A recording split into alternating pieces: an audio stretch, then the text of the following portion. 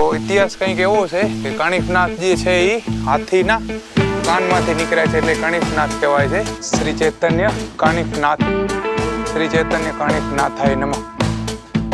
આ પ્રકારનું ગોલ્ડના એક સાઈડ અને બીજી સાઈડ પણ છે. નમસ્કાર, ગુડ મોર્નિંગ, જય હિન્દ, વંદે માતરમ. મિત્રો, હું છું પ્રભુ આહિર અને આજે મહારાષ્ટ્રના પૂના શહેરમાં અમે એક નવી સફરમાં નીકળી ગયા છીએ. મારા મોટા ભાઈ એવા મહેશભાઈ આહિર પૂનામાં વર્ષોથી રહે છે અને અહીં બિઝનેસ કરે છે. પાછળ છે એમનો દીકરો ધ્રુવ તથા દીકરી અંજલિ.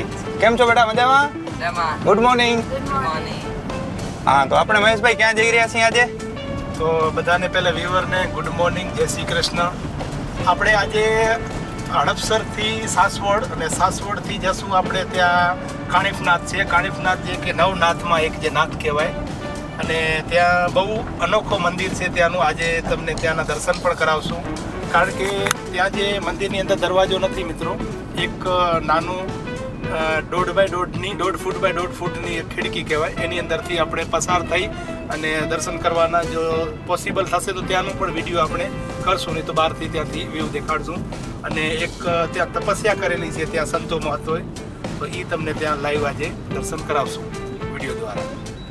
અને આ સાથે એ સ્થળ છે તેનું પ્રાકૃતિક દર્શન તો આપણે કરશું જ. આજે મોસમ સાફ છે પણ અહીં પહાડી વિસ્તાર હોવાથી મોસમનું કાંઈ કહી શકાય તેમ નથી, ક્યારેય વરસાદ આવી જાય. તો મળીએ આપણે થોડા રસ્તાના વ્યૂ બાદ આગળ.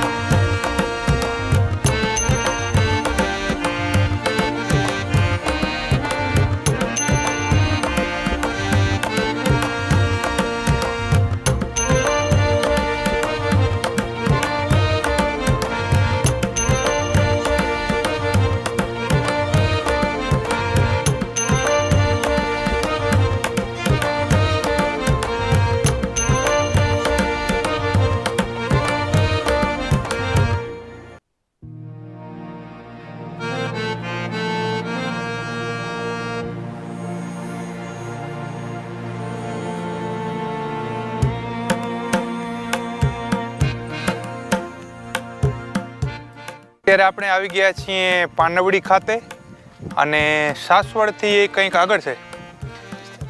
સાસવડથી 30-40 કિલોમીટર પહેલાં અને પૂનાથી 50 કિલોમીટર આગળ આપણે અહીંયા આવી ગયા છીએ. અને ખરેખર અહીંયા જે વ્યૂ છે એ હિમાચલ પ્રદેશથી જરા પણ ઓછો નથી અને વાદળછાયું વાતાવરણ છે. સામે તડકો અત્યારે નીકળ્યો છે, સામે દૂર દેખાય છે.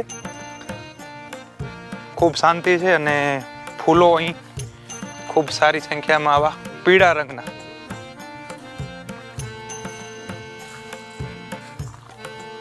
આપણી ગાડી ત્યાં ઊભી છે.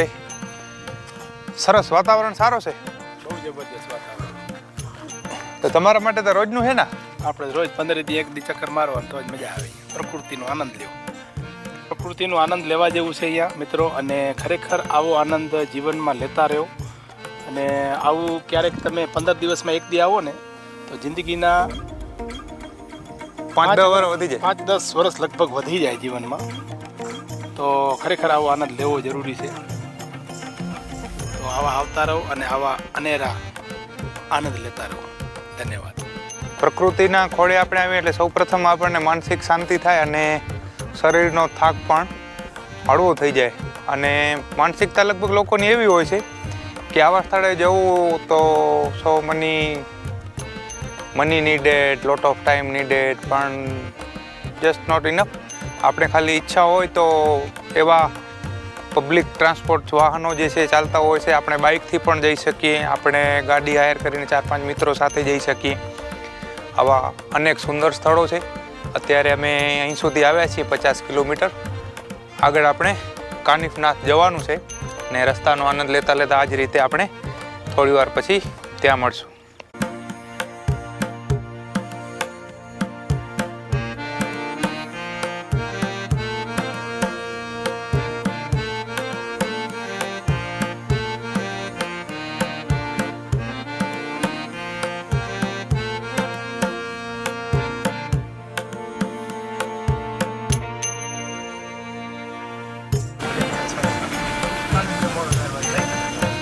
કસા પોરા ભરા બિંદર કરા. વરસાદ અત્યારે ચાલુ છે અને આપણે કાનિફનાથના રસ્તે અત્યારે જઈ રહ્યા છીએ. રીમઝીમ ગીરે સાવન સુલગ સુલગ જાય મન.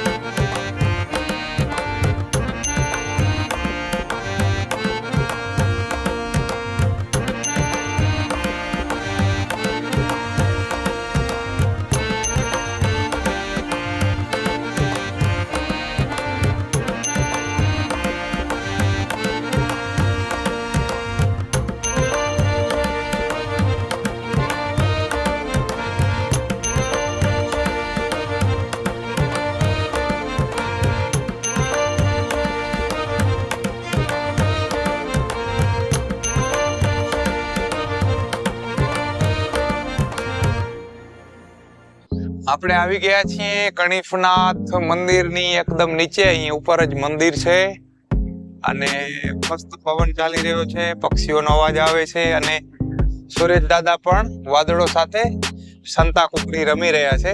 ગાડી આપણે અહીં અત્યારે જસ્ટ પાર્કિંગ કરી છે અને આપણી ગેંગના મુખ્ય સદસ્યો નિંદ્રું કરીને ઉઠ્યા છે. હવે અહીંયાથી ચાલીને જવાનું? ના, ગાડી ઉપર જાય. ગાડી જાય ઉપર? તો અહીંયા આપણે ફક્ત આ વ્યૂ જોવા માટે જ ઉભા રહ્યા છીએ. બાકી ગાડી છે એ ઉપર સુધી જશે.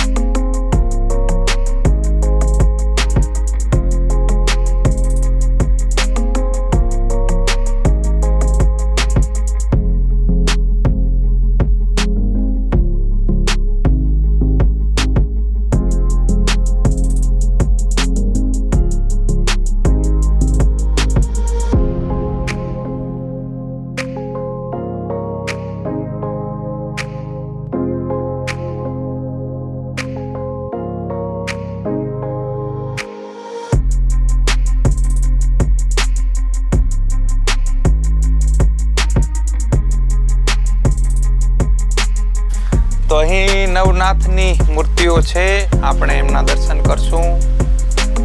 કાનિફનાથ ખાતે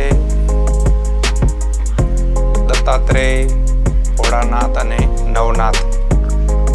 તો અત્યારે આપણે આવી ગયા છીએ કણીફનાથ મંદિરની ઉપર અને અહીંથી ગાડી આપણે ઉપર જવા દીધી છે અને હું અને ધ્રુવ પગથિયા ચડીને ઉપર જવાના છીએ અને અહીંથી આપણે શરૂઆત કરશું પગથિયા ચડવાની. ખૂબ રમણીય દ્રશ્ય છે, ચારે બાજુ મસ્ત વ્યૂ છે ડુંગરની ઉપરથી અને પવન ખૂબ સારો ચાલી રહ્યો છે. વરસાદ થોડો થોડો આવે છે ને રોકાઈ જાય છે, આવે છે ને રોકાઈ જાય એવું છે. અને અહીં દુકાનો પણ છે. શ્રી કણીફનાથ ભેડ આણી કોલ્ડ ડ્રિંક્સ હાઉસ. ઓકે, કાલ લાગે છે. અહીં છે વેતાલ બાબા પ્રસન્ન, વેતાલ બાબાની મૂર્તિ. ભાઈ આ છે પીપળો, વિશાળ પીપળો.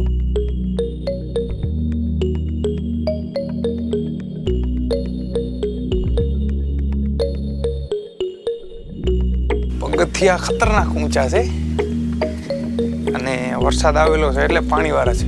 ધ્યાન રાખીને ચડવાનું છે કણીફનાથ.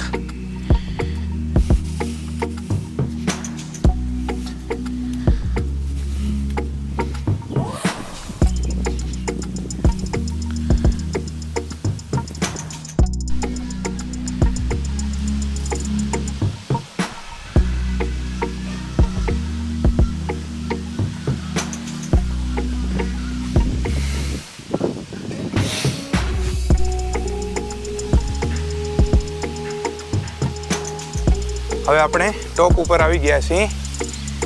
અહીં નીચે દુકાન હતી આપણે જોઈ. શ્રી ચૈતન્ય કાણીફનાથ, શ્રી ચૈતન્ય કાણીફનાથાય નમઃ. આ પ્રકારનું બોર્ડનાથી એક સાઈડ અને બીજી સાઈડ પણ છે. આપણે મંદિરમાં અંદર દર્શન કરીશું.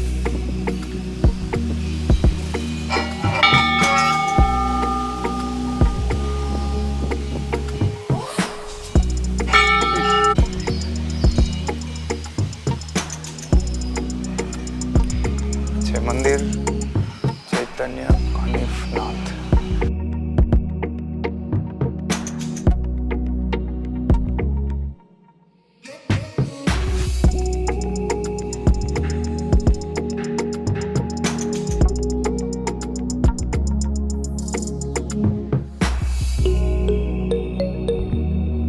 ઇતિહાસ કંઈક એવો છે કે કાણીફનાથ જે છે એ હાથીના કાનમાંથી નીકળ્યા છે એટલે કાણીફનાથ કહેવાય છે. સાથે શંકર ભગવાન છે અને અન્ય બે લોકો પણ અહીં છે. એમના ગુરુ છે કાણીફનાથના અને ભગવાન શિવ પણ અહીં છે.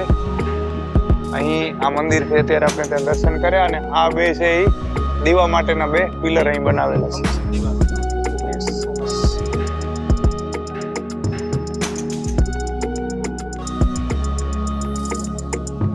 ખૂબ મોટો હાથી બનાવેલો છે.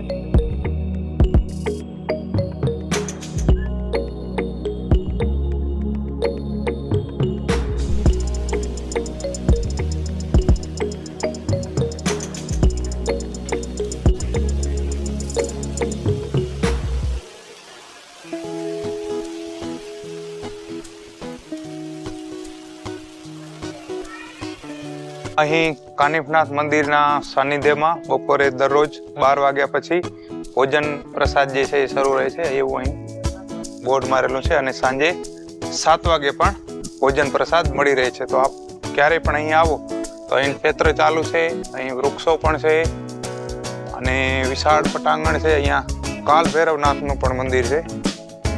આ કાળા રંગનું જે છે તે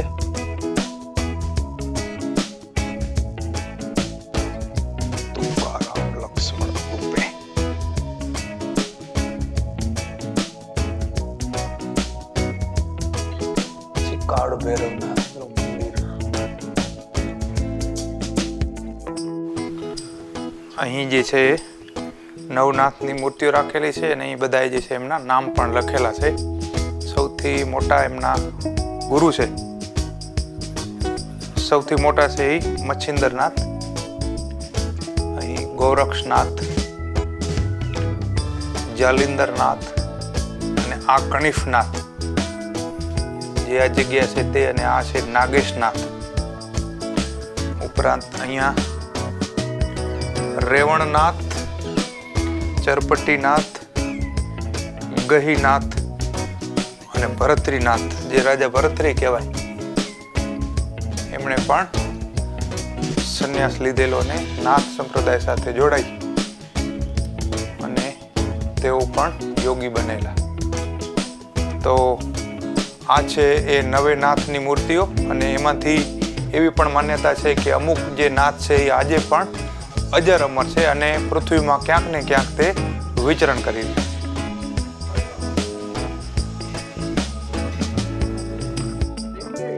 મંદિરની પાછળ કંઈક અત્યારે આવું દ્રશ્ય છે. ઉપર સૂર્યનારાયણ દેખાઈ રહ્યા છે. ઘણા સમય પછી આટલા સૂર્યનારાયણને આપણે જોયા છે, અને અહીંયા મસ્ત નીચે દ્રશ્ય પણ દેખાય છે. આ પ્રકાર એકદમ મસ્ત લીલોતરી છે, પાણી ભરેલા છે, રસ્તો છે, અને આ છે કણિફનાથ મંદિરનું પટાંગણ અને પાર્કિંગ, જ્યાં આપણે ગાડી ઊભી રાખી શકીએ આવીને. બે રસ્તા છે આવવાના. એક જે રીતે આપણે પગથિયા ચડીને આવ્યા એ, અને બીજો રસ્તો કારથી જે આ રસ્તો આવે છે, આ બાજુથી કારથી અહીંયા આવવાનું. આ પાર્કિંગ છે, અને લગભગ 40 કિલોમીટર જેવો રસ્તો છે પૂનાથી અહીંયા આવવા માટે. અહીંયા બગીચો નાનો એવો બનેલો છે પાછળ લાકડા પણ રાખેલા છે, એ લગભગ રસોઈ બનાવવા માટે. અને અહીંયા હનુમાન મંદિર પણ છે. આ છે બજરંગબલી હનુમાન દાદાનું મંદિર.